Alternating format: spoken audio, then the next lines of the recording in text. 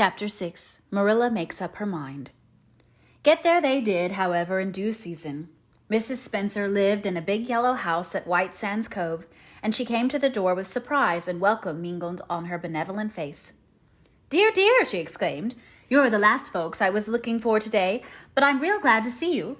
You'll put your horse in. And how are you, Anne?"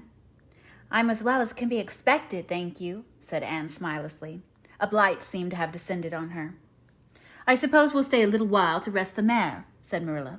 "But I promised Matthew I'd be home early. The fact is, Mrs. Spencer, there's been a queer mistake somewhere, and I've come over to see where it is. We sent word, Matthew and I, for you to bring us a boy from the asylum. We told your brother Robert to tell you we wanted a boy 10 or 11 years old." "Marilla Cuthbert, you don't say so," said Mrs. Spencer in distress. "Why, Robert sent the word down by his daughter Nancy, and she said you wanted a girl, didn't she, Jane?" appealing to her daughter who had come out to the steps. "She certainly did, Miss Cuthbert," corroborated Flora Jane earnestly. "I'm dreadful sorry," said Mrs. Spencer. "It is too bad, but it certainly wasn't my fault, you see, Miss Cuthbert. I did the best I could, and I thought I was following your instructions. Nancy's a terrible flighty thing. I've often had to scold her well for her heedlessness." "It was our own fault," said Marilla resignedly. "Should have come to ourselves and not left an important message to be passed along by word of mouth in that fashion. Anyhow, the mistake has been made, and the only thing to do now is to set it right. Can we send the child back to the asylum? I suppose they'll take her back, won't they?" "I suppose so," said Mrs. Spencer thoughtfully. "But I don't think it will be necessary to send her back. Mrs. Peter Blewett was up here yesterday, and she was saying to me how much she wished she'd sent by me for a little girl to help her.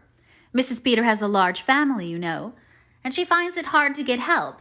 Anne will be the very girl for her. I call it positively providential." Marilla did not look as if she thought Providence had much to do with the matter. Here was an unexpectedly good chance to get this unwelcome orphan off her hands, and she did not even feel grateful for it. She knew Mrs. Peter Blewett only by sight as a small, shrewish-faced woman without an ounce of superfluous flesh on her bones. But she had heard of her, a terrible worker and driver, Mrs. Peter was said to be, and discharged servant girls told fearsome tales of her temper and stinginess, and her family of pert, quarrelsome children.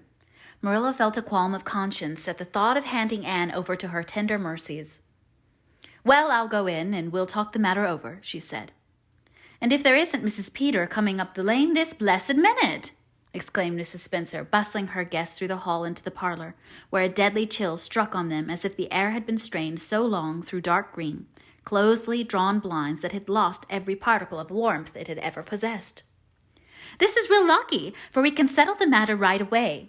Take the armchair, Miss Cuthbert. Anne, you sit here on the ottoman and don't wriggle. Let me take your hats. Flora Jane, go out and put on the kettle. Good afternoon, Mrs. Blewett. We were just saying how fortunate it was you happened along. Let me introduce you two ladies. Mrs. Blewett, Miss Cuthbert. Please excuse me for just a moment. I forgot to tell Flora Jane to take the buns out of the oven." Mrs. Spencer whisked away after pulling up the blinds. Anne, sitting mutely on the ottoman with her hands clasped tightly in her lap, stared at Mrs. Blewett as one fascinated. Was she to be given into the keeping of this sharp-faced, sharp-eyed woman?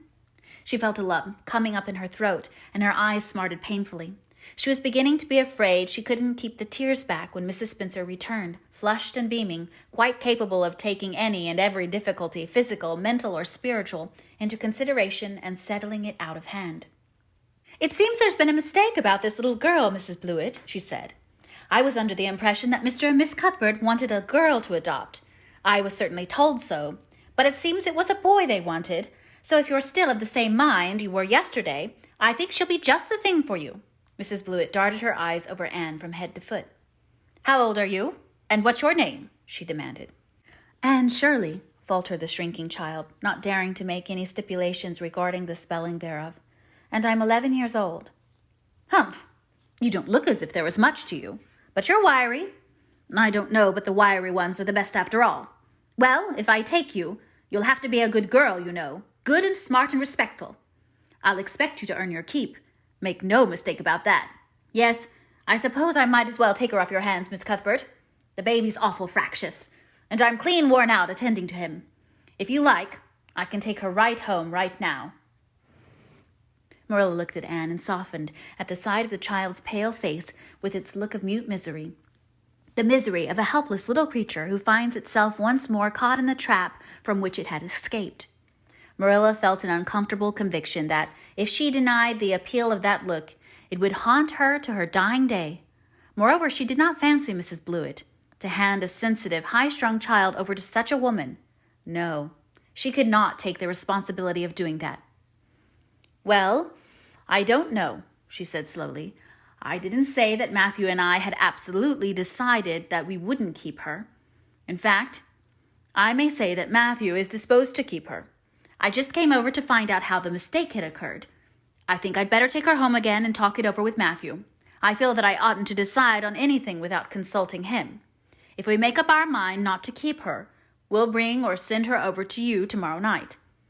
If we don't, you may know that she is going to stay with us. Will that suit you, Mrs. Blewett?" "I suppose it'll have to," said Mrs. Blewett ungraciously. During Marilla's speech, a sunrise had been dawning on Anne's face.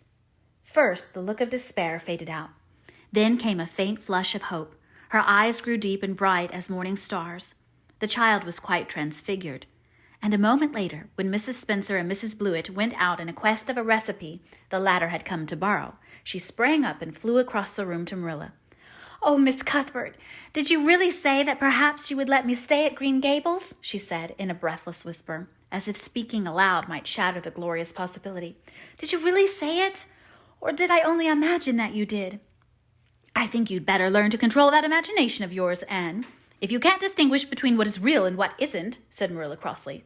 "Yes, you did hear me say just that and no more. It isn't decided yet, and perhaps we will conclude to let Mrs. Blewett take you after all. She certainly needs you much more than I do." "I'd rather go back to the asylum than go live with her," said Anne passionately. "She looks exactly like a gimlet." Marilla smothered a smile under the conviction that Anne must be reproved for such a speech. "A little girl like you should be ashamed of talking so about a lady and a stranger," she said severely. "Go back and sit down quietly, and hold your tongue, and behave as a good girl should." "I'll try to do and be anything you want me, if you'll only keep me," said Anne, returning meekly to her ottoman. When they arrived back at Green Gables that evening, Matthew met them in the lane. Marilla from afar had noted him prowling along it and guessed his motive. She was prepared for the relief she read in his face when he saw that she had at least brought Anne back with her. But she said nothing to him relative to the affair until they were both out in the yard behind the barn milking the cows. Then she briefly told him Anne's history and the result of the interview with Mrs. Spencer. "I wouldn't give a dog I liked to that Blewett woman," said Matthew with unusual vim. "I don't fancy her style myself," admitted Marilla. "But it's that or keeping her ourselves, Matthew. And since you seem to want her, I suppose I'm willing, or have to be. I've been thinking over the idea until I've got a kind of used to it. It seems a sort of duty. I've never brought up a child, especially a girl, and I dare say I'll make a terrible mess of it. But I'll do my best, so far as I'm concerned. Matthew, she may stay." Matthew's shy face was a glow of delight. "Well now, I reckoned you'd come to see it in that light, Marilla," he said. "She's such an interesting little thing."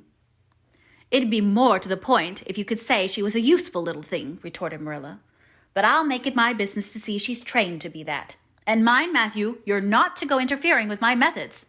Perhaps an old maid doesn't know much about bringing up a child, but I guess she knows more than old bachelor. So you just leave me to manage her. When I fail, it'll be time enough to put your oar in." There, Marilla, you can have your own way," said Matthew reassuringly. "Only be as good and kind to her as you can be without spoiling her. I kind of think she's one of the sort you can do anything with if you only get her to love you." Marilla sniffed to express her contempt for Matthew's opinions concerning anything feminine, and walked off to the dairy with the pails. "I won't tell her tonight that she can stay," she reflected as she strained the milk into the creamers. "She'd be so excited that she wouldn't sleep a wink. Marilla Cuthbert, you're fairly in for it. Did you ever suppose you'd see the day when you'd be adopting an orphan girl? It's surprising enough, but not so surprising as that Matthew should be at the bottom of it. Him that always seemed to have such a mortal dread of little girls. Anyhow, we've decided on the experiment, and goodness only knows what will come of it."